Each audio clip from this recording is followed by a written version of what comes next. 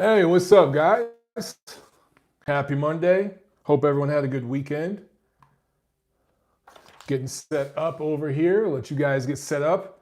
Go ahead and smash that like button while you're at it. I greatly appreciate it. And we are live. All right, I see two of you have already thumbs down. I love it. I love it. The same idiots every week who have to come in and dislike the video. All right, we're right at 7 o'clock, guys. So let's go ahead and crush this shit. Smash that like button, all right? I see Jack's on, Seilu and Harry's on. Joni's on. Smash the like button, guys. Let's get the party going. And everybody else that joins on, you know the deal. We'll get the chat going. And we got a lot to talk about this week. Boxing schedule's loaded right now. Hello and welcome back, fight fans, to the Neutral Corner. This is episode 193A for the week of October 26th. I am your host, Michael Montero, for Boxing Monthly Magazine and BoxingMonthly.com. And we got a lot going on this week. Before we get into news and notes and the fight review, guys, I want to pose a question. Do we do a fight party this Saturday for Prograis Taylor or not? I have a feeling you guys are going to say yeah. So if you want the fight party, let me know. Comment on the YouTube video here, tweet me, DM me, whatever. Let me know what you guys think. But I think that would be a lot of fun. That's a highly anticipated fight. You guys know I've been talking about that fight since last year. I thought it was going to be Prograis and Taylor in the World Boxing Super Series finale at 140. And here they are, number one and number two. So I'm pretty sure you guys are going to want a fight party. I know I want to do one. I think that'll be a lot of fun. So let me know your thoughts, okay? As always, guys, share this video, share the podcast, get the word out there. And you know what I'm going to ask? Your homework, your fee for this episode. I want you guys to start hollering at the ESPN Pluses, the Zones, some of these streaming platforms and these network platforms, and telling them about the show, telling them about what I'm doing. Because I think that we need some fresh blood in some of these commentary teams. And I'm going to talk more about that in a second. I think you know where I might be going with this. But yeah, that's your homework. That's your fee for this episode, guys. Get on Twitter, get on Facebook, whatever it is, on social. And spread the word of the podcast, but also let DAZN know. Let ESPN know. Some of these guys in those platforms already do know, but I want more eyes. I want more attention on the show about what we're doing here.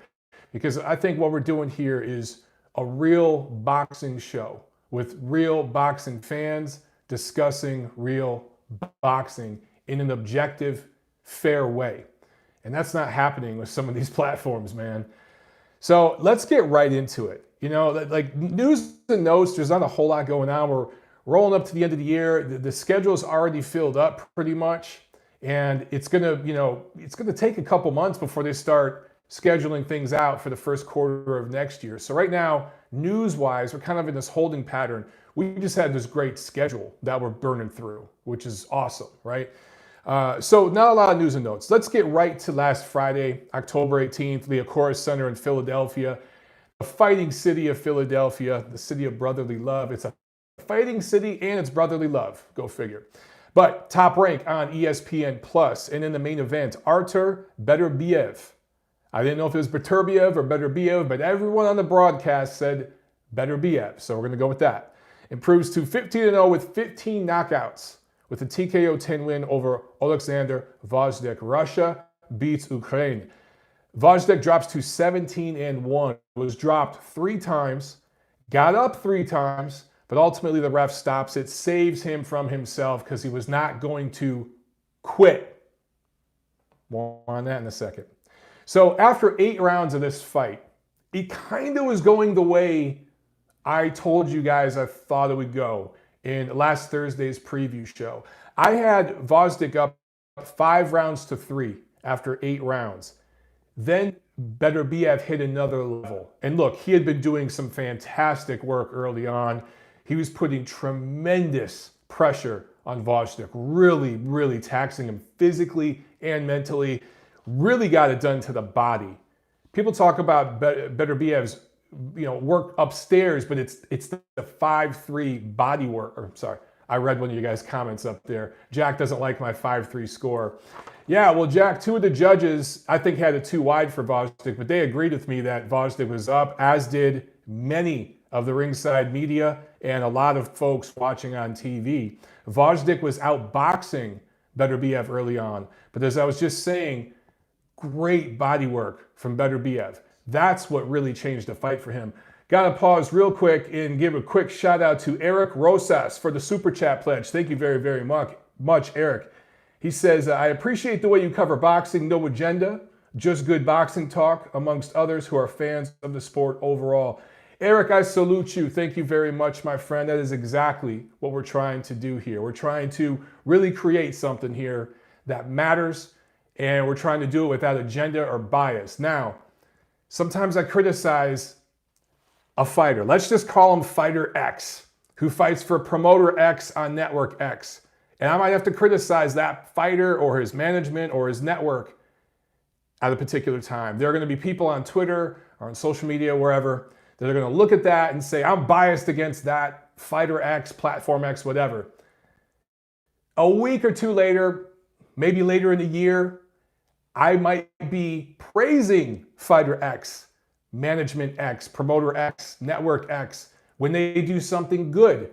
That same person that was calling me biased earlier in the year disappears. That's the way it happens. That's the way it works in this age of social media, hashtag activism and selective outrage. That's what we get.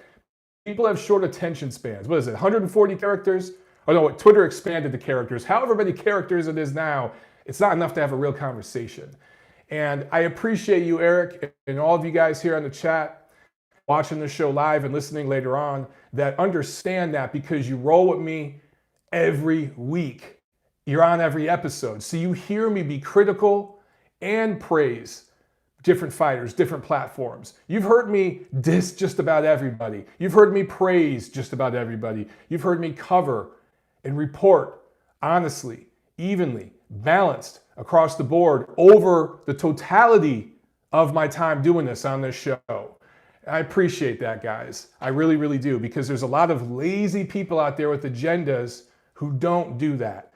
They pick and choose a clip, a segment, a tweet, whatever it is, a sentence of an article I wrote that's 3,000 words. They'll pick up, 20-word sentence, and they'll take that and beat up on it. You guys consistently ride with me, and that's why you get it, and that's why I really consider you guys part of the family and why we're doing this together. So thank you very, very much. I have to also say thank you to Aaron Hammond for another Super Chat pledge. It looks like from the UK. Oh yeah, it is. He says, good morning from the UK. I love it. It's morning over there. It's a little after 7 p.m. here on the East Coast in the USA. He says, good morning from the UK. Love your content, Mike. It's what I look forward to every week. Who do you pick for a future Canelo versus Beterbiev fight, and why? I got to roll with Beterbiev on that. That dude, and I was just about to get into that. Thank you very, very much, my friend, and good morning to you. Hope you're having some coffee and you're waking up. Thank you, Aaron. I think that Beterbiev is clearly the best light heavyweight in the world right now. I would favor him against anybody. I would even favor him against some of the top cruiserweights right now, based on what I saw. I think he could wear cruiserweight pretty well. He's not very good. I'm not going to say not very good. He's not brilliant to watch fundamentally in terms of his skills. He's not as aesthetically pleasing as other top elite fighters. But Beterbiev is crazy strong, freakishly strong for that weight. And just, it seems so far, cannot be hurt. And that's what I was going to get into with my fight breakdown. So I had Gvozdyk up 5-3 after 8 rounds. If you just look at boxing, okay, just who's scoring points, who's doing the better work consistently through 3 minutes of a round. And by the way, if you had it 4-4 or something like that after 8 rounds, I ain't mad at you at all, okay? My point is, it was a close fight 2/3 of the way through. I think I had a 4-2 after 6 rounds. I thought Gvozdyk won the first half of the fight. But clearly in the middle rounds, Beterbiev started to take over in terms of momentum, in terms of the momentum of the fight. He wasn't necessarily landing as many clean punches as Gvozdyk, but his punches mattered so much more. It was somewhat reminiscent of what we saw in New York a couple weeks back between Derevyanchenko and Golovkin. Golovkin's punches punished so much more, punished Derevyanchenko so much more. Derevyanchenko, in certain spots, in certain rounds, was outlanding Golovkin and using more movement and being a little flashier with it, a little, more of a stylist, at least to the naked eye.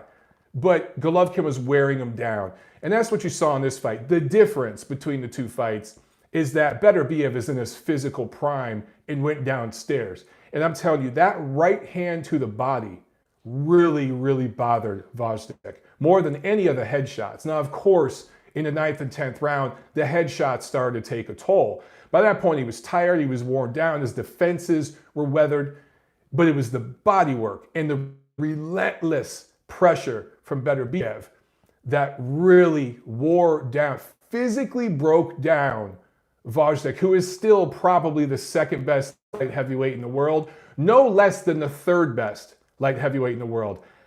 He could probably beat Bivol. That's a close fight, flip a coin, but he could. And I'd favor him to beat Kovalev right now. So he's no less than the second or third best light heavyweight in the world. And Beterbiev, although he was outboxed early, keeps on coming and wore him down. So you asked before, I'm sorry, Aaron, you asked before, and I don't know if it's Aaron or Iran. If it's Iran, I just saw the spelling. I apologize, it's Iran. Either way, Aaron, Iran, you asked about Canelo and Beterbiev. I just think that it'd be the same thing. Now, Canelo would go to the body very well. He'd make Beterbiev miss up top. But that relentless pressure, if you look at the first fight between Golovkin and Canelo, Golovkin had success and ultimately won that fight, in my opinion, because of the pressure that he was able to put on Canelo. Now, he's kind of worn down a little bit between that first Canelo fight to the second one. You saw the difference. It was a year, and there was physical and I think some mental and emotional deterioration a little bit.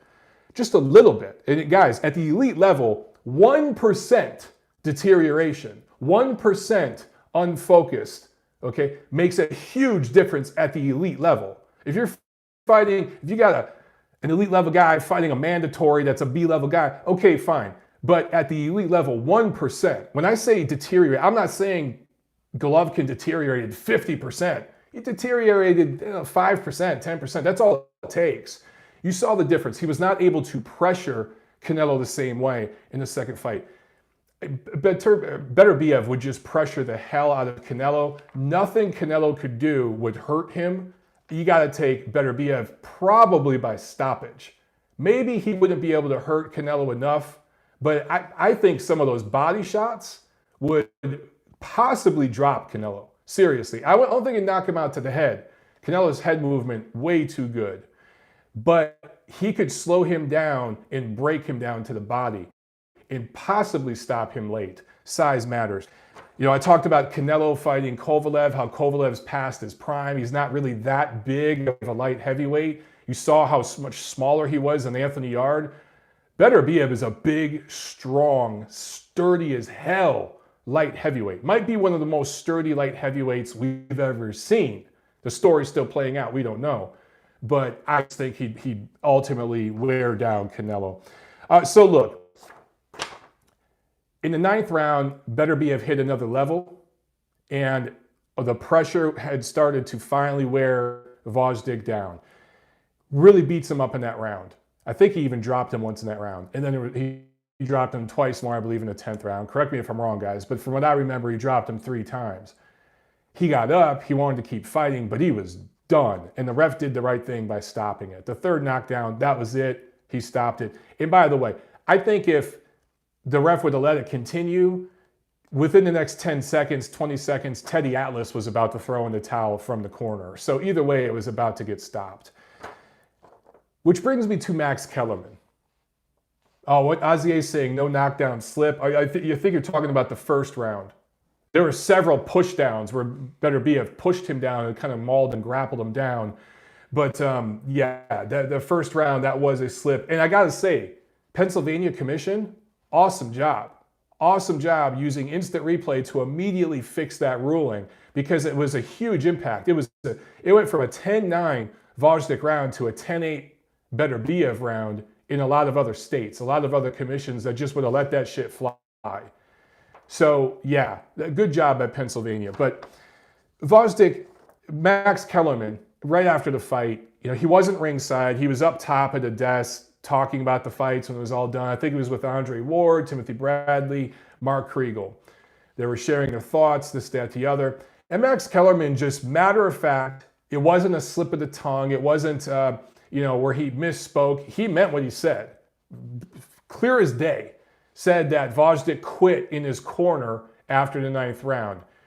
Mind you, about an hour earlier, Top Rank, the ESPN broadcast, highlighted a honoring of Patrick Day with the ceremonial 10 count. Patrick Day had died literally just a couple days earlier because he wouldn't quit and because he got dropped 3 times and badly hurt against Charles Conwell, a very heavy-handed fighter.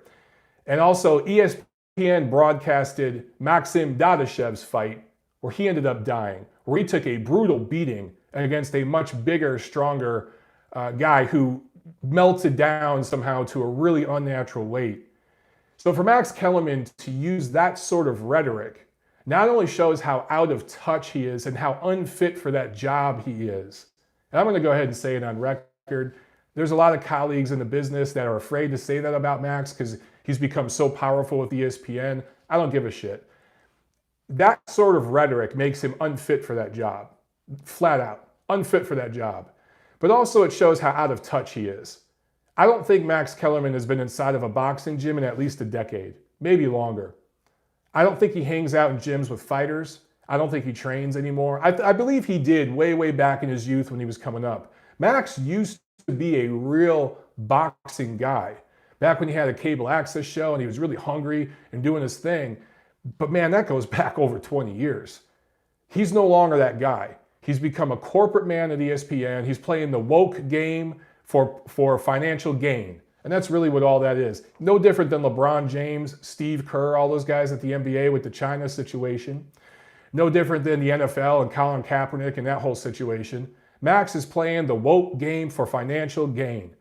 And that's how he continues to rise in power at ESPN. And he's going to die at ESPN. He'll be there for decades more until he decides to leave. Okay? He's so entrenched now there. So I just don't think he's covering boxing anymore. That sort of rhetoric leads to a guy like Maxim Dadashev not wanting to quit. And not only did he not want to quit in his fight, where he took a brutal one-sided beating over the second half of his last fight, but he didn't want to quit. He didn't want to be seen as a quitter leaving the ring. He refused to be helped or carried out of the ring. He wanted to walk out of the ring by himself.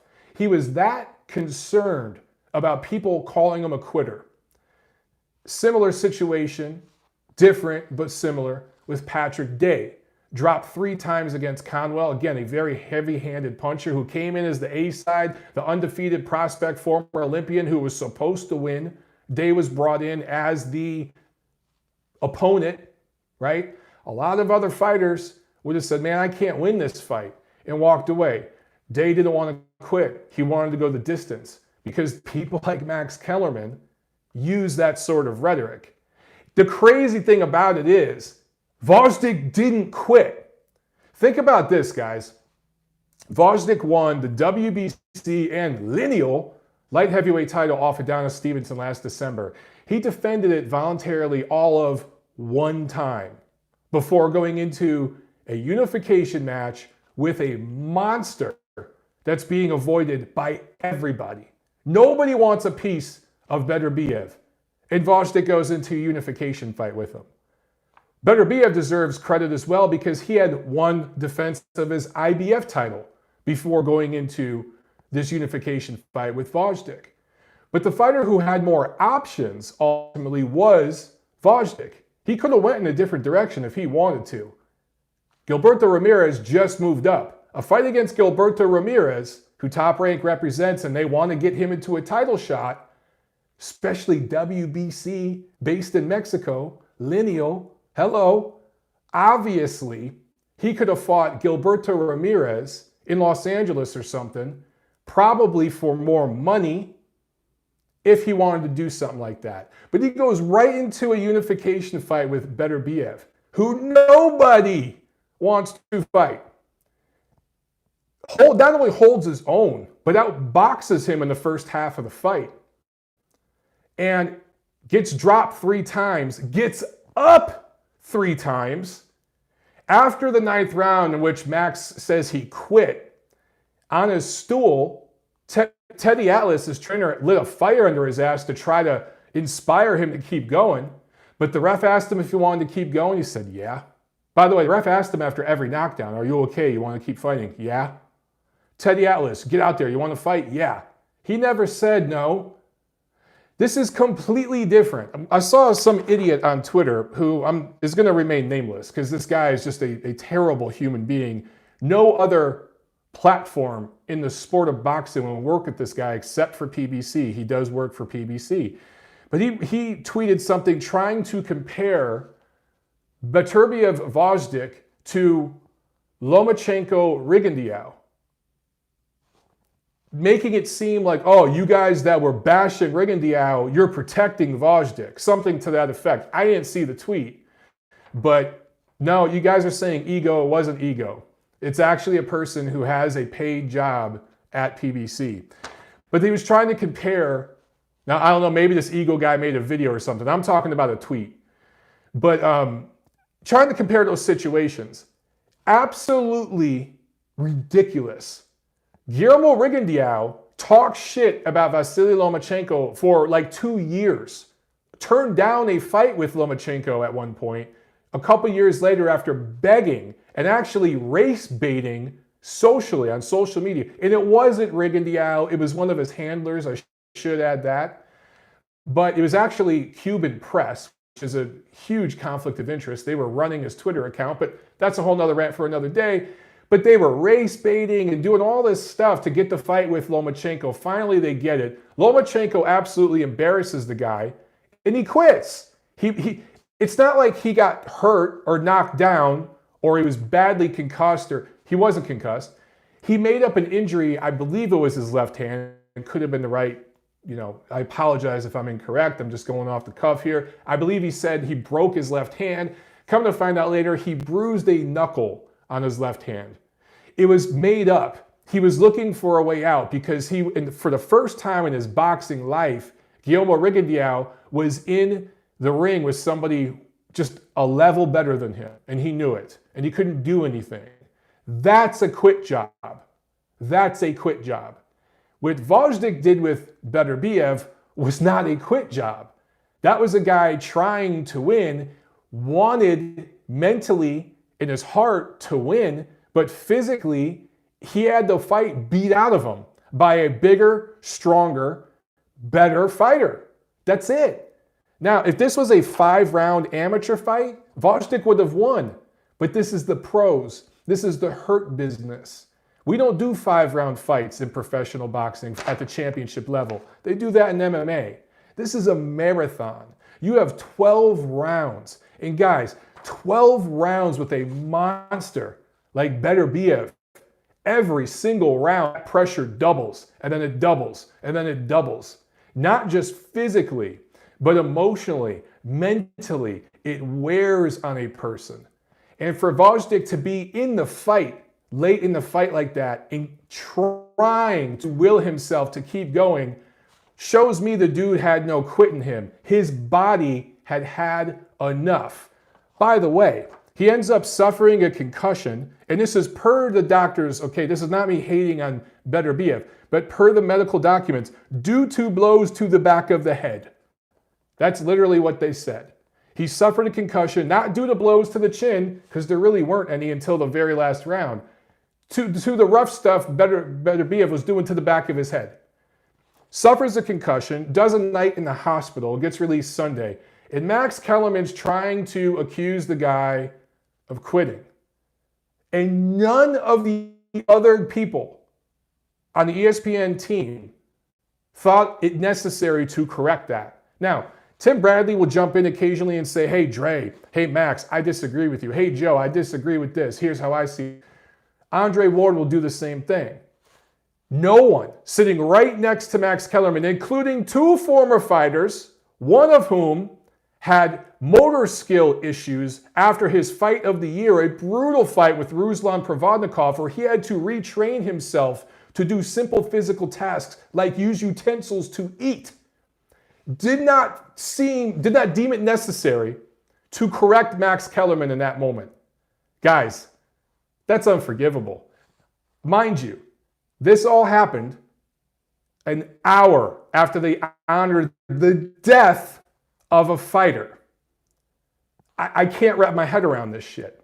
No one's talking about it. Again, Max is very powerful. With my little platform, me going up against him, I'm just asking to get silenced and smashed out because it's easy to silence a guy like me. But I have to speak about this. People can joke, oh, he kisses Andre Ward's ass. He's always filleting Andre Ward. Okay, that's joking and trolling a little bit. I'm not joking here. This is serious shit. Max should have immediately apologized. And I'm not with cancel culture. I'm not with that shit. I'm not with outrage culture. I'm just saying, I don't know, guys. Think about I'm trying to think of another, for one of your jobs, if something like this had happened at one of your jobs, and you had said something so completely out of touch, or heard one of your colleagues say or do something like that, and you didn't step in and correct them, or put an end to it, or speak up, you probably would get fired. You'd probably get in trouble. And just nothing. He could just say these idiotic things. This isn't his stupid show, First Take, which is for casual sports fans to just hear mindless, inane babble from two bloated idiots. That's what those shows on ESPN are and Fox Sports, all those daytime shows. That's all it is. It's just jibber jabber bullshit. It's what The View is for women. That's what First Take is for men, okay? And I understand there's some crossover. Some guys watch The View, some girls watch First Take. Make sure I get that out there before I get a hashtag me too. I'm just saying, this isn't that crap. This is serious shit. You just honored the death of a fighter with a ceremonial 10 count, and an hour later you're calling a fighter a quitter. It's that same culture in boxing that leads to the premature either death or premature health issues of all these young men around the world. In MMA, because I talk to those fans, a fighter taps out if hey man, I can't do this shit. It ain't my night. I'm going to tap out. They don't call that dude a quitter. They go back and buy the next pay-per-view. There's something in boxing. There's this culture here of being macho, and you can't quit. And look, I don't like quitters. I don't like quitters at all, okay? There are times where you can say, yeah, that dude phoned it in. Yeah, that dude quit. Sure, there are those times. Again, with Rigondeaux against Lomachenko. Am I going to call Rigondeaux a quitter as a human being? No, but he quit in that fight. He gave up in that fight. There's been other fights where he's shown he's got balls of steel and he's the real deal, okay? But in that fight, on that particular night against Lomachenko, he quit. It's okay. Waters quit. Yeah, but you know what? I kind of... who's that said that? Zakali92 said Walters quit. So you're talking about Nicholas Walters when he fought Lomachenko. Here's the difference. Nicholas Walters did the equivalent of what they do in MMA when they tap out. He basically just said, I can't beat this dude. There's nothing I can do. So I'm done. I'm going to phone it in. I gave it my best. I cannot beat this guy. I respect that better than Rigondeaux saying, oh, I broke my hand. Shut up. You didn't break your hand. Just, especially after years of talking shit and going to some of the lowest common denominator bullshit he went to kind of drum up interest from the lowest common denominator of fight fans, to bark and bitch about getting that fight made. Ultimately, he got the fight made. It was almost like David Haye against Vladimir Klitschko. Laid an absolute egg. Fought a horrible, horrible fight. He landed two big punches. Two big punches in the whole fight. The rest of the fight, he ran like a bitch. And then he blamed it on a pinky toe. After years of avoiding Klitschko, yet still talking shit and talking himself into a massive 8-figure payday he didn't deserve, he blamed his horrible performance on a pinky toe. I lost all respect I had for David Haye. I gained a little bit of it back in the Tony Bellew fights. I did. But he was pretty much a fraud as an elite level heavyweight, in my opinion, and he proved it against Klitschko. So there are levels to this shit. All I'm saying is, okay, Max Kellerman, dude, on a national broadcast on ESPN, have the wherewithal, be in touch enough with your job and what you're doing to understand that what you're saying or about to say isn't going to work and hold it back. That was just egregious in my opinion. Just horrible. And it's not the first time he said something really stupid and idiotic, but this time it slapped the family of Patrick Day in the face. It slapped the family of Maxim Dadashev in the face. It was just an idiotic comment from a guy who's lost a step. Okay, if Max Kellerman was a fighter, yeah, he's past his best days. It might be time he thinks about hanging him up. He's not the only one. I'll say this too. All of these, oh, hold on. Jack Alter is saying, Max said Derevianchenko was robbed recently. Yeah, that's just, again, what are you watching, dude? If that's what he really said, Jack, no, I didn't see that. But if that's what he really said, that wasn't a robbery of a fight. There's plenty of other fights where we can say the word robbery. That wasn't one of them. That's just an idiotic comment. But what I was going to say is, these networks, it's not just ESPN, it's DAZN, it's Fox, all of them. I think they're really concerned about having like name recognition with their commentary crew and the people that they put. So they got to have one hot girl on the broadcast to ask fighters softball questions. Every broadcast team has to have that. Because I guess they think that's going to attract more guys. Guys, I'm assuming 99% of you watching this show are heterosexual men who are attracted to hot women. Do any of you order ESPN Plus or DAZN or any Fox pay-per-view because of the chick they got asking the fighters questions? Seems to me you don't. So every broadcast team has that though. Then they also have to have the former fighter, which I understand in theory, but not all former fighters do a really good job commentating. I thought Roy Jones did a pretty good job for ESPN. I think Andre Ward's doing a good job for, Roy Jones did a good job for HBO. Andre Ward's doing a good job for ESPN. I think Paulie Malignaggi does a good job for Showtime. But Lennox Lewis just isn't good. He's just not good. And again, you guys have heard me say this a million times. Wonderful human being. Great fighter. Just not a good commentator. Not good on the microphone. Doesn't have the personality and charisma.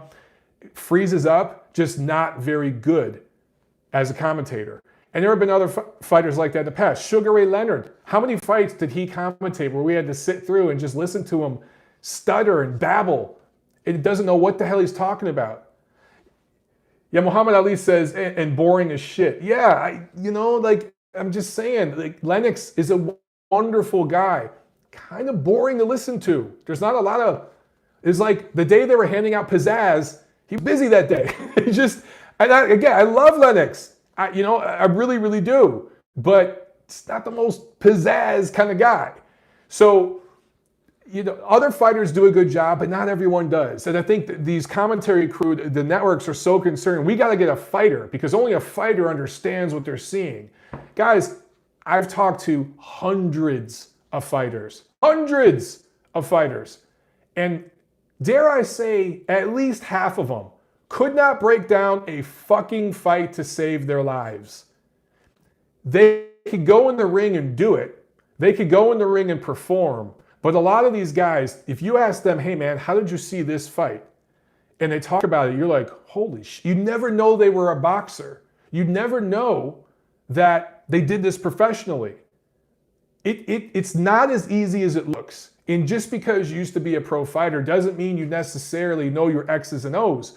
A lot of these guys left that shit up to the trainer and just went out there and did what the trainer told them to do, and they can't break down a fight to save their lives.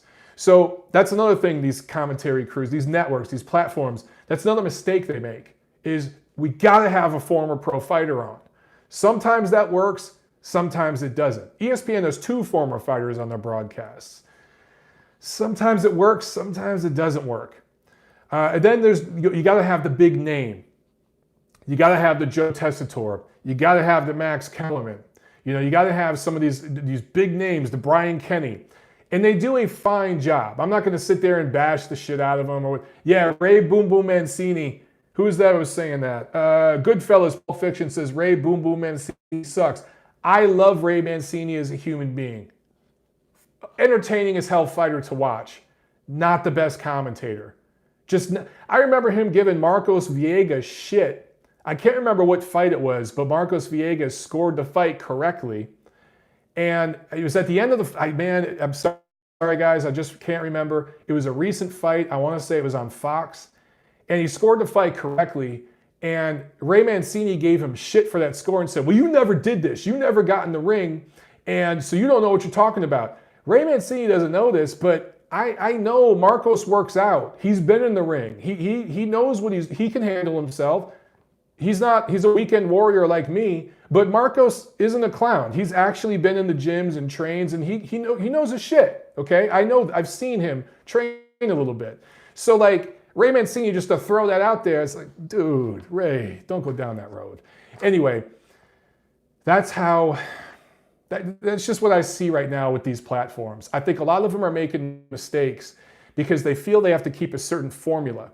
I think DAZN and ESPN especially, because they're streaming platforms, they are trying to market to young people who use apps.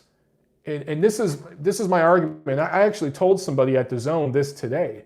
We were kind of chatting on Twitter, and I told them this in a roundabout way, that you guys are the demographic they're going after. You're watching this show right now on an app. Those of you who are listening later on iTunes or Spreaker or whatever, you're listening on an app. That's what DAZN is. That's what ESPN Plus is. It would make sense for these platforms to pick up guys who work in the boxing media right now through these apps and have a social media presence. Guys like me. I thought PBC did a great job when they picked up Marcos Villegas of Fight Hub TV. It's a very popular YouTube channel. And Marcos doesn't break down fights. He's never done like historical kind of videos. He just interviews fighters. That's all he does. He's damn good at it. And he knows enough to score fights ringside. I think he's done a good job so far. That was a smart, intelligent pickup by PBC because that markets directly to those young fans who subscribe to Fight Hub TV and know who Marcus is. You know what I'm saying? Like, that was a smart move. And you would think that DAZN, ESPN Plus would see something like that and tap into it. But so far they haven't. They want to keep the old HBO formula. Where is HBO boxing right now? It's the 21st century. It's time to switch it up and get some new blood in the game. I'm going to go ahead and nominate myself on the list. Now, are there other people that should be higher up on the list than me? Absolutely. I'm not saying I'm the top on the list, but I'm going to go ahead and throw my hat in there in the top 10. I'm just saying, if not me, someone like me that does this, that can relate to you guys who stream media and consume media and apps. You know what I'm saying? So Jose's on here. He says Montero should be DAZN. Jose, thank you. My request for you and everyone watching this to let DAZN know that. Go on Twitter and start blowing them up and start telling them about me because they don't know. They don't know. Chris Bergen with the Super Chat pledge. Thank you so much, Chris. He says, would love to see you on commentary. Hashtag sign Montero up. Thank you so much, Chris. And dude, same to you, man. Let them know. Tweet at them. Tweet them. hit them up on their Facebook, whatever it is, email them and just say, yo, there's this guy I know. Guys, what I'm doing here, okay, this is what we call a grassroots movement, right? This is not, I don't have a sponsor. Yes, I work for Ring. Yes, I work for Boxing Monthly, but I'm not exclusive to them where they're going to, and if I did sign exclusive to them, they're going to want me to work only with them. I stay independent so that I can work wherever I find an opportunity. So we have to let people know. We have to spread the word, right? My ultimate goal would be to get this show, The Neutral Corner, on a platform like DAZN. Could you imagine every Monday and Thursday night, this show streaming live on DAZN? DAZN has no shoulder programming, none. They have this amazing fight schedule in the fourth quarter, no news show talking about what's going on. They are missing a massive opportunity by not having a show like this on their platform. I already have the platform built out right here. All they have to do is pick up this show and put it on DAZN. That's it. It's pretty simple. And it'd be infinitely cheaper than the money that they're throwing around at all these fighters and commentary people, honestly. So I ask you guys, that's going to be the homework now. Let's start making this the voice of this show heard. Let's get it out there. Let's start adding DAZN, adding ESPN, hollering at the Plus, hollering at DAZN, and letting them know what's going on here. Because I'm not trying to sound arrogant. Okay? I am confident. But believe me, I know my shit stinks and I know I screw up plenty and I'm trying to get better every day. But I know I can do a better job than some of the people they have on the team right now. I know I can. And I'll say that with a straight face. So I'm ready to do this. Sorry, I didn't mean to turn this show into me preaching. Let me get back to the fight review. I'm sorry, guys. Also on that card, I should mention, Kudratio Abdukukurov. I hope I got that close to right. Scores a technical decision in 10 rounds over Luis Collazo. The fight was stopped in the 10th round because Collazo had a cut over his right eye. Bad cut. Really bad cut. It was tough to see. He had a little cut in the left eye, but the one in the right eye was really bad. Accidental headbutt. Totally accidental.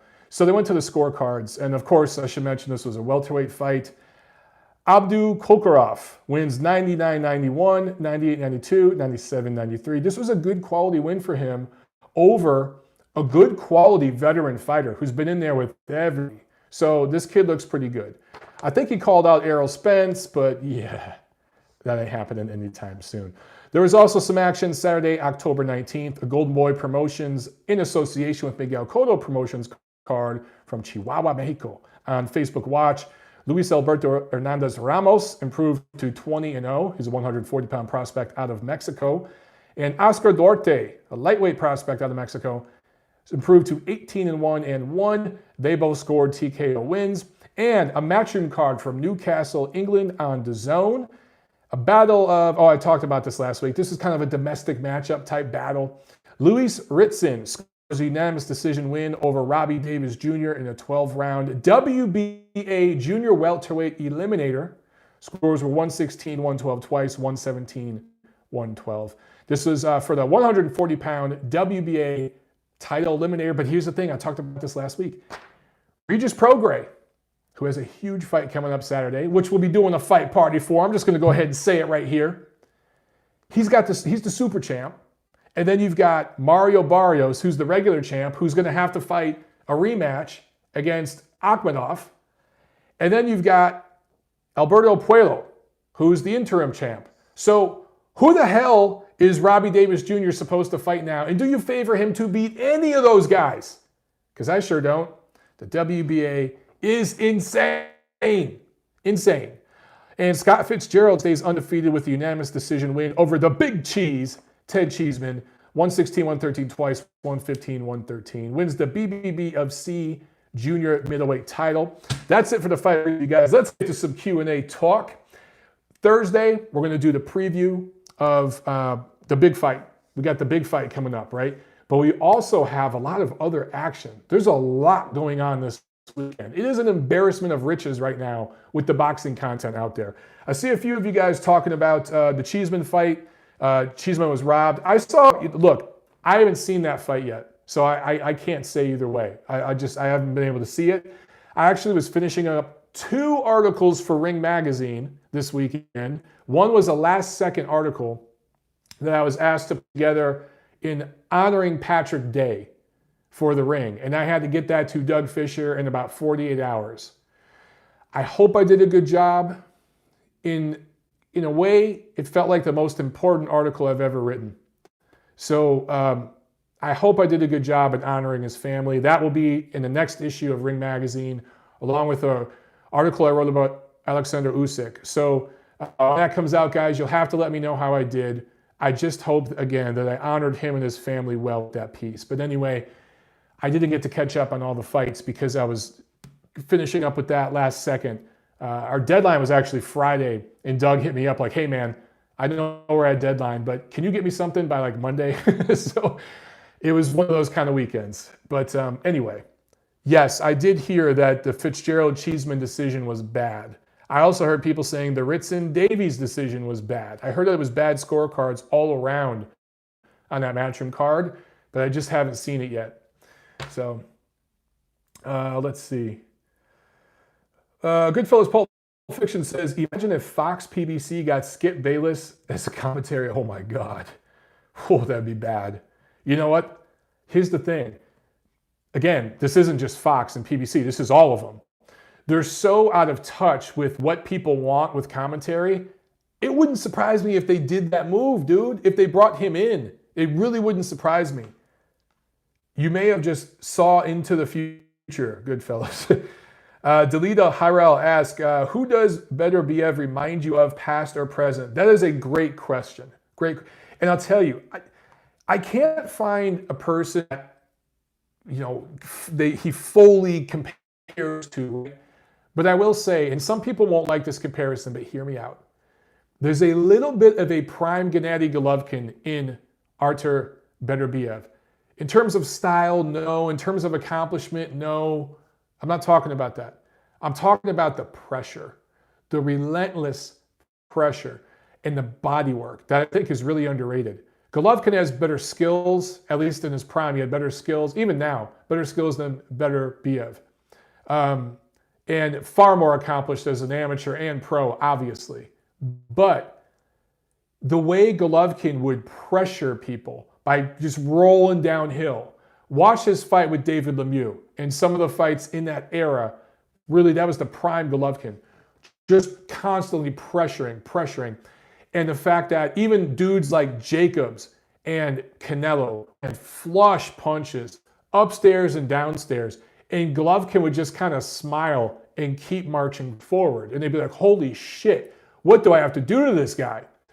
That is who Beterbiev reminds me of right now, in that sense. Now again, fighting style, accuracy, no. And I actually think some people are overrating Beterbiev a little bit right now. They're getting caught in the moment. I will admit I underrated him before this weekend.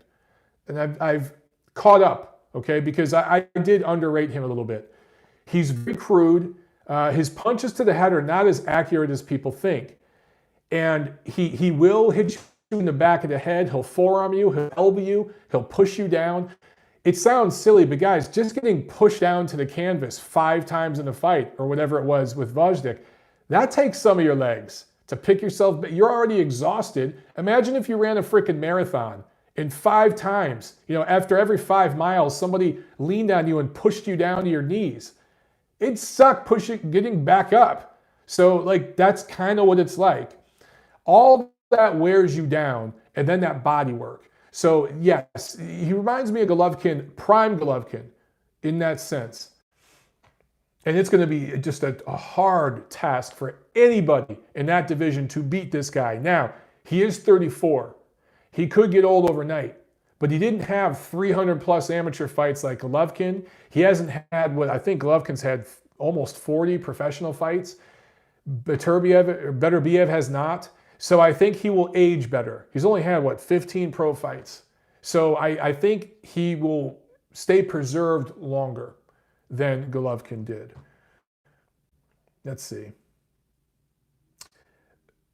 Fastsoul27 brings up a great point. He says, his skill set is limited, but he's smarter and has a higher IQ than people think. I completely agree with you, Fastsoul27, and that's where I admit I underestimated him. I fully admit it, underestimated him. He was thinking in there against Gvozdyk. He saw something to the body. He wasn't going to the body hard early, but after being outboxed a little bit, he saw Gvozdyk guard with top. Gvozdyk was looking for those looping punches, particularly the right hand, because that's what Beterbiev is advertised for, right? Those looping, chopping right hands. And he saw, man, I got this dude. This dude's elbows are way up in the air. Let me just smash that body. And instead of bending down, dipping to his left and throwing the left hook, which would give Gvozdyk, who is probably more athletic and faster, definitely faster with his feet, that would have given Gvozdyk time to react and catch that shot. He just shot straight rights to the gut, over and over and over. And Gvozdyk would have his elbows up and boom, he'd get right under those elbows and nail him with that right hand, not giving Gvozdyk enough time to react. That was a beautiful adjustment. It showed he was thinking. Goodfellas says Ryan Garcia is the WBC, WBA, WBO pound for pound #1 shadow boxing champion of the world. Yeah, man. Those vignettes on on Instagram are pretty damn cool. Marshall Minstry asks, why is Arum after Bivol for Canelo Kova before Canelo Kovalev has happened yet? Is he in the results of that fight? I assume diehards would much rather prefer seeing Beterbiev crusher once and for all. Look, I'm not going to go that far. I think it's because, probably because he thinks Bivol is a better challenge for Canelo than Kovalev is. I think that's why. And because he'd rather see Kovalev not fight Canelo, maybe. I don't know. I mean, that's going to be a good money-making fight for Kovalev, so I shouldn't say that. DS Kennels 210 asks, Mike, another month, another crazy De La Hoya allegation. If you were a Golden Boy Promotions, if I was at Golden Boy Promotions, would you ask for a release? So look, Oscar De La Hoya is the face of Golden Boy Promotions, but Eric Gomez and several other people are the business of it that keeps the train rolling. So Oscar may be this crazy, wacky, have this crazy, wacky personal life, but trust me, behind the scenes, Eric Gomez and the crew, they're full steam ahead and they're doing just fine. I saw the allegations with Oscar De La Hoya. It was reported on TMZ. I don't really trust TMZ as a news source. I've reported on plenty of the craziness with Oscar. You guys have heard me on the show talk about it. The guy, he's known in the greater Los Angeles area to show up at bars plowed out of his mind and make an ass of himself.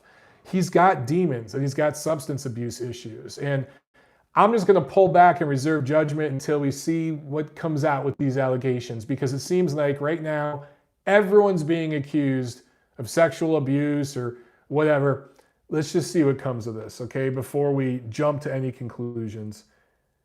Gail Falkenthal said, Arum thinks ahead. He sees a lot longer shelf life for Bivol, not so much for Kovalev. It's a better business play. Ig freaking exactly, Gail. That's why you are the first lady of MOB after Tiffany Lamb, of course. But you know your stuff, and I completely agree. I mean, down the line, and actually I think it would be a more entertaining fight down the line that they could build to, and maybe do it at a better weight for everybody involved. So, let's see. Gail says TMZ is actually very accurate. All they do is pull court findings. Now it's a fact. Anyone can make allegations in court, true or not. Yeah, true that. DS Kendall says, bro, a hairbrush though, LOL. I'm leaving that one alone. Hashtag utensils. Leaving that alone. John Uden says, Mike, not to blame Atlas at all. Just curious to see why Papachenko doesn't work with Gvozdyk and Usyk anymore. I don't know. I honestly don't know. I think some of that is perhaps those fighters wanting to do things a different way, a different system, a different plan, a different vision for the future. But yeah, they're doing it their own way. Look, so far, things are working out just fine for Oleksandr Usyk. As far as Gvozdyk, there is no shame in losing to the guy who's clearly the best light heavyweight in the world right now.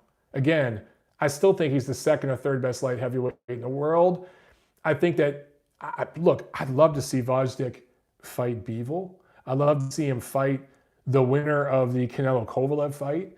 I'd love to see him fight any of the top guys at light heavyweight, Gilberto Ramirez included.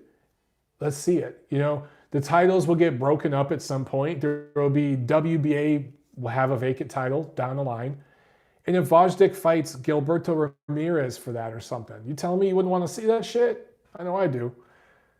But I can't tell you why, man. Why? Look, I thought Teddy Atlas had Gvozdyk very well prepared. And he fought very well. He fought his heart out. It just wasn't enough. And there's, you know, sometimes, guys, it's just not enough. It's just life. Let's see. MJB Taco showed up late today. Hey, man, it's okay. You showed up. It's okay. We forgive that. You showed up, brother. Red King 1984. Yard versus Beterbiev could be a good fight. Whew. You must not like Anthony Yard very much. You must have a real disdain for Anthony Yard. You saw what Kovalev did, and that was just off a jab. Kovalev has nothing left in his repertoire except his left jab. Body shots, nope. Right hand, nope. Left hook, no. Uppercut, no. It's pretty much just a jab. Beterbiev would just mow that kid down. Remember, he don't do sparring. Yeah, that wouldn't end well. Romania Mike says, do I love Paulie as a commentator? I think Paulie does a great job. I think Paulie does a fantastic job. He is a former fighter who can remove himself from the situation and not make himself part of every single conversation like some other former fighters do. And he can actually break down what's going on in the ring, and he can relay it to fans in a way that they can understand. I think Paulie does a great job. Tim Nick says, Price, I assume you're talking about David Price, is hoping for a retirement paycheck. Not a good boxer. We will talk about that on Thursday's show, my man. Let's see. All right, DS Kennels 210. Seems like the hype behind Teofimo Lopez has died down as Top Rank pulled back a bit. I think people on Teofimo's team have pulled him back a bit and quieted things down because they're up for their first real challenge, and there's huge business, potential big business down the road. They can't screw this shit up. So I think he's been humbled a little bit, which was the best thing that could have happened to him. Crazy, humbled in a dominant victory, which sounds insane, but that's boxing fans for you. Same thing happened to Dmitry Bivol recently, right? In his fight in Chicago last week. That might be the best thing for these guys, is to get humbled a little bit. But for Teofimo Lopez, yeah, I think his handlers are pulling back a little bit and saying, dude, let's chill out a little bit. Let's quiet down. Let's stop, you know, all the noise, all the hoopla, and get back to basics. I think that's good for him. Suleiman asked, Chisora versus Prograis, who wins? I'm not even going to answer that. Luis Garibay says, Regis versus Taylor prediction Thursday. Thursday's the preview show, Luis. We'll see you then, my man. Boxing Machamp asks Billy Joe Saunders where he at. I'll tell you where he's at. He's going to be fighting on the KSI Paul Logan undercard. That's what it's gotten to for Billy Joe Saunders. And it's all his fault. Paulo says Beterbiev is going to suffer from a ducking fest for years, prime Golovkin style. Yeah, I can see that happening. The thing is, he does have 2 belts. Maybe that helps him. I will tell you this. Dmitry Bivol put it out there publicly. He'd love to fight him. Dmitry Bivol ain't scared of nobody. He's Russian. Beterbiev is Russian. And he publicly on his social media congratulated him, Dmitry Bivol did, and said he'd like to fight him. And I believe him. So if something can be worked out, like the Maurice Hooker, Jose Carlos Ramirez situation, That was between ESPN and DAZN, and they figured it out. If that can happen, where we see Bivol and Beterbiev next spring, holy shit! Sign me up for that.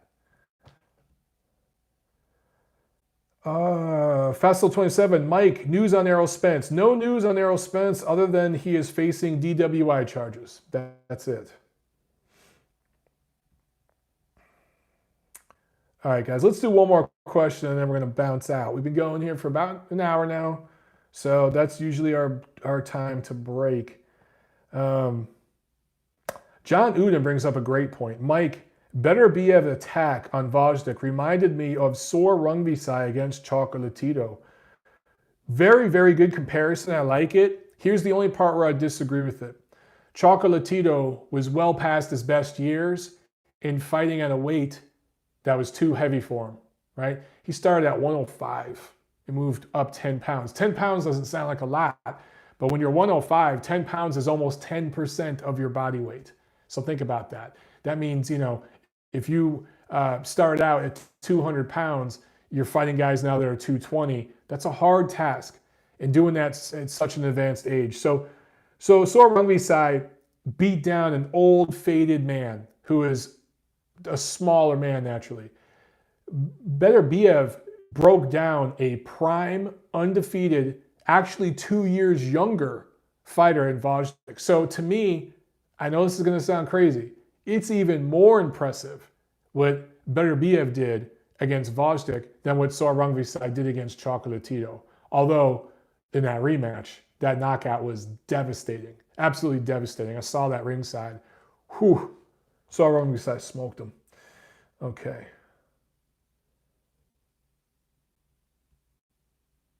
Romanian Mike says, I don't agree with Canelo fighting Kovalev, but we'll watch it. Yep, and we'll do a live fight party for that one. We'll make it fun. Guys, on that note, we're going to end this episode. Remember your homework. Remember your fee. Other than smashing that like button and sharing this episode, let's start hollering at DAZN. Let's start making sure that they can't forget my name.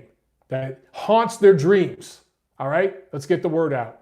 Thank you so much, guys. I love you guys for watching and supporting the show. I'll see you Thursday night. See you at the fights.